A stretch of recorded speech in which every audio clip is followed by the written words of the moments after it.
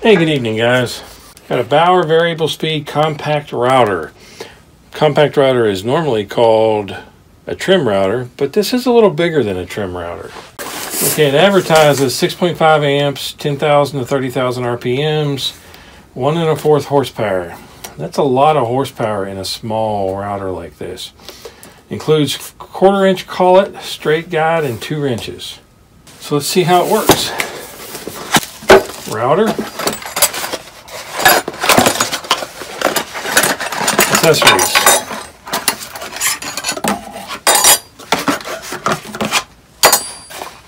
Manual has the exploded view diagram, very useful for finding out how to fix something. Okay, so what did this come with? Obviously the tool. This comes off kind of like this. You could put this in a router lift if you wanted to, although a small router like this, I'm not sure you'd want to. I like the variable speed.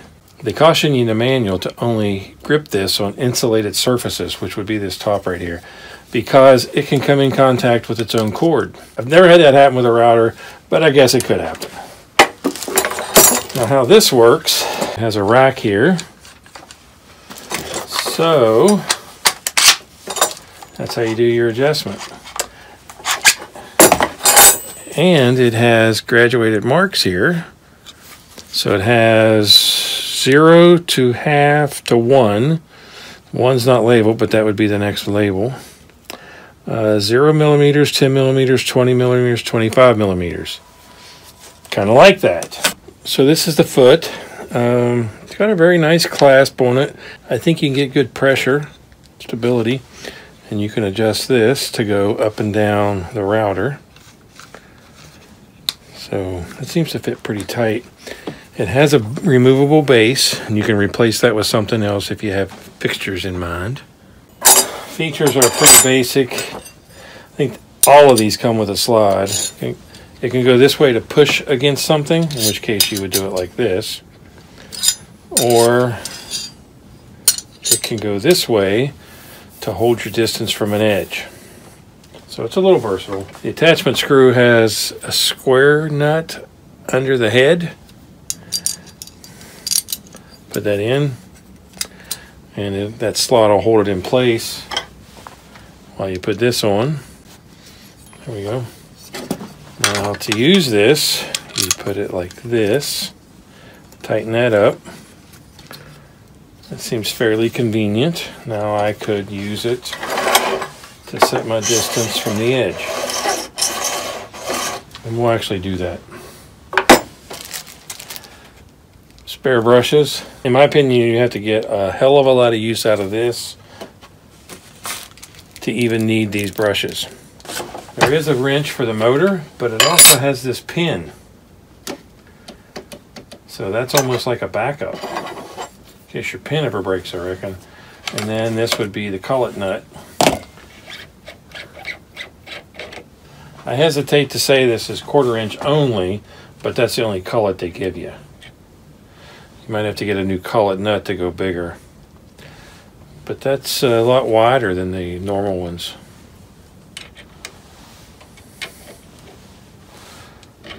This is what I call the big Harbor Freight router bit set. I'm going to use a 1/4 inch straight cut router bit.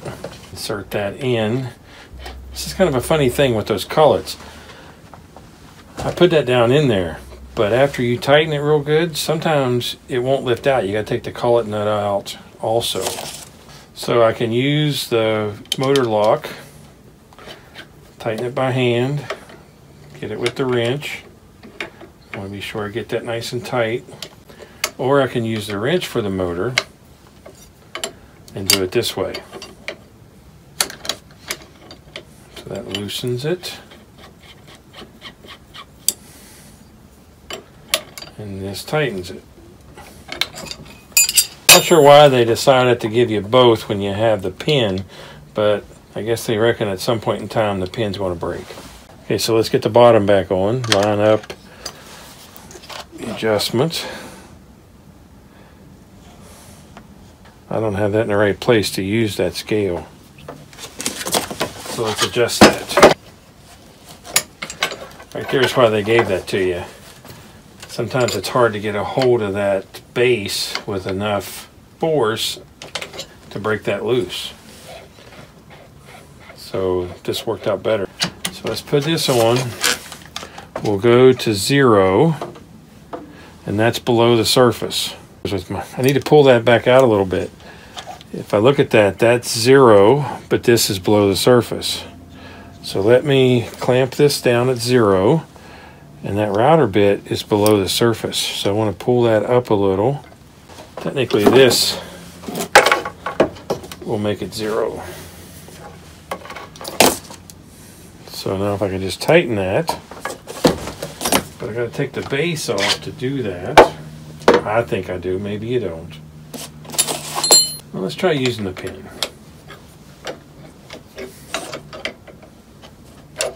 It could be my imagination, but I think with the 2 wrenches you can get it tighter than just with the pin. Put this back on. I'll set it to what I think is a 1/4 inch. We'll clamp it. I think about a 6-foot cord is standard on this type of device. Now, I want to be sure the power's off. I'll also go ahead and set the speed low. Don't want to take a chance on that. And if I set it like that, it's possible the torque of turning it on could knock it over, so I want to lay it down. And the first time I use it, I want to start figuring out what's the safest way to use it, and then be sure I do that. I think laying it down like this is better than standing it up because it's kind of wobbly. So let's see what it sounds like. It has some speed control issues there when you first turn it on. It's revving, letting off, revving, letting off. No problem at full power. See how it does it forward.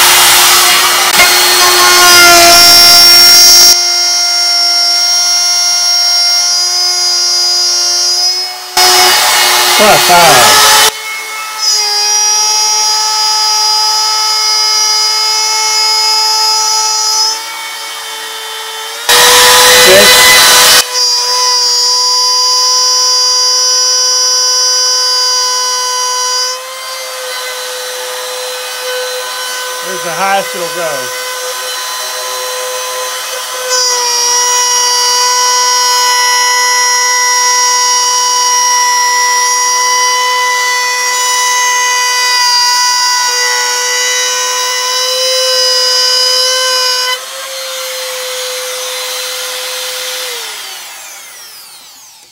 I always want to lay it on its side like that. The cut is more representative of what the router bit can do, not the router in the way that it cuts, but that shows you how you can feed it. I kind of overfed it as I went, and it kind of rocked a little bit because this is a small base. So I think that turned out really well. When I was at 4, I had to feed a little slower. When I was at 6, I could feed faster. That should be no big surprise. Okay, so it stayed where I set it, so this is pretty good. There are marks on there. Wow, that's going to mar up fast. Now, one of the things is when I did that, my inclination is to put my hand like this on top of it to control it. The fans expel right here, how they cool the motor. So that blocked all the fans, so I actually had to grip it differently. Second nature just to grab a hold of the top of that. So I'd have to be careful with that from now on. But I like it. It's nice and handy. It's not that heavy. Several pounds. So it's 3.8 pounds. I thought it was 2 or 3, so that's close. To be sure it stayed steady, I held on to this. The way it attaches, this blocks anything coming out and hitting your hands. But even though I didn't do it here because of the demo, I would probably use a glove on this hand just in case. That's a little close to that router. Of course, it's no closer than this, but I'm down in the plane of the blade. But I'm liking this. It's 4 pounds. It feels okay. So I think I paid about $50 for this. I actually don't remember. one of the reasons I bought it is because it has a cylindrical body. This might get in the way, but I want to try to adapt this to use on a CNC machine. Might not work out, but I want to try it. The only thing I do on the CNC machine right now is make PCBs for ham radio projects. But I want to do wood also, and this would be great for that. Actually, this, with the right bits, you could do aluminum. So,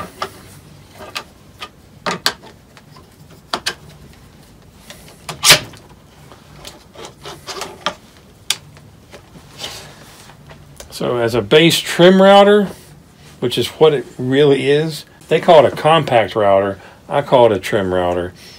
Splitting hairs there. This is probably a little bigger than a lot of the trim routers, but a lot of good features. The metal base is a big plus for me.